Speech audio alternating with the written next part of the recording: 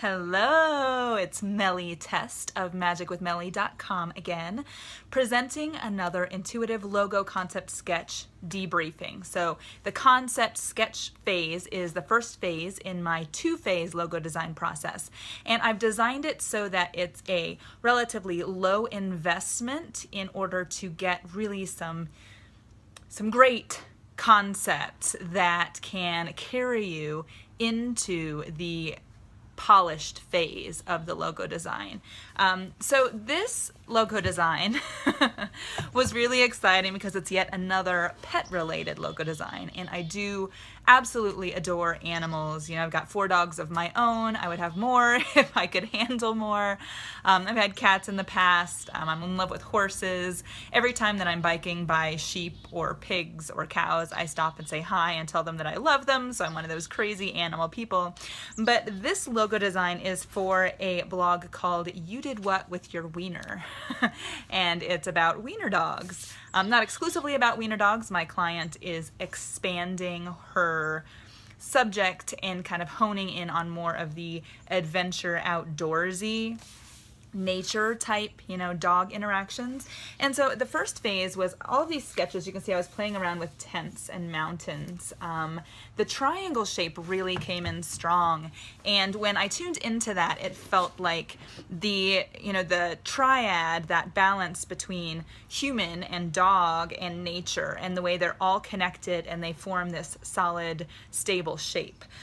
So the triangle came up really, really strong. You can see I was playing around the idea of the dog, the idea of adding the human in without being some cheesy human figure, was the idea of having a hand holding a ball and then the dachshund, leaping towards the ball. So there's that playfulness, there's that interaction without being that stereotypical cliche, stock human figure or something. So it really feels to me like this logo needs to be more unique and more personalized, and also encompass, the full range of the outdoorsy vibe. So what really started coming up was the triangle. So the idea of the triangle with the tent, the triangle with the trees, and then triangles with the mountains in the background. So there's really a nice symmetry and balance. The idea of the dog, leaping, the hand with the ball. You can see I was playing around with a lot of things. The colors, of course, aren't set in stone. This is just concepting and sketching and getting the ideas down. But another cool idea came to me, which would be whether or not it was used in the logo. I was playing around with having kind of a pattern around the top. I haven't words top and bottom. I've played around, you see, with a pattern on the top, words, and then words, and kind of making almost a doorway type shape with the entire logo.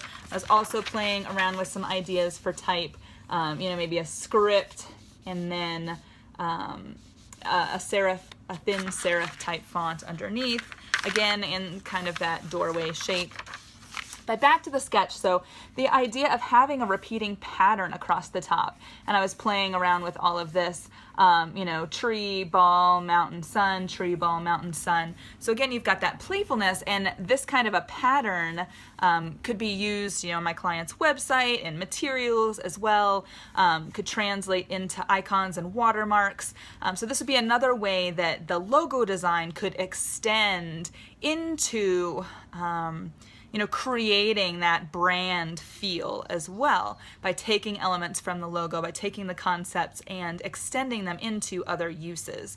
So this was kind of the final sketch, if you will. Of course, my clients at this point have feedback before we go into step 2, which is, taking the sketch and actually, drawing out the final forms, bringing them into Adobe Illustrator, adding shading, playing around with colors, playing around with final layout and typography. So this is all the basis for step 2 and is essential for step 2. This client, just as my immediately previous client, is a little bit unique in that she did have specific feedback and criteria in terms of developing the sketch. So it wasn't just a total blank slate. You know, she's got an existing brand, she's got existing followers, she doesn't want to alienate anyone, and at the same time she really wants to hone in on this sense of openness and adventure and play with the human and the dog.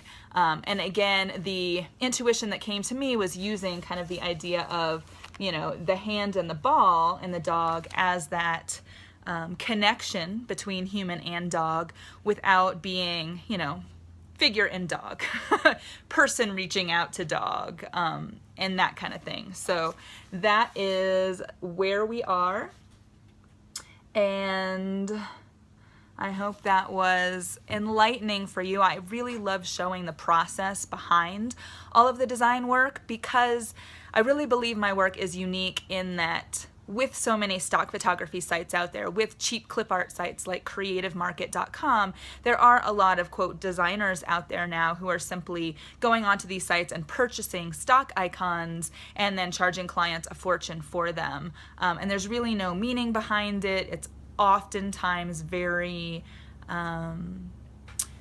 cliche and very plain, and you don't feel the client's energy in the logo design, in the branding. And my personal philosophy is that the feeling, the energy behind the mark is paramount, because that kind of energy is going to translate to people. It's beyond words, it's even beyond visuals, although my tagline is visual magic, inner alchemy. So we've got the visual magic to bring out that inner alchemy and to create that alchemy and that synergy and that connection on an energetic level with your potential clients. So I allow my clients to translate their magic energetically to their clients, and it becomes this beautiful chain reaction of possibility and connection and you know, fulfilling mission and purpose and all of those beautiful things. So thanks for tuning in, and I'll talk to you next time.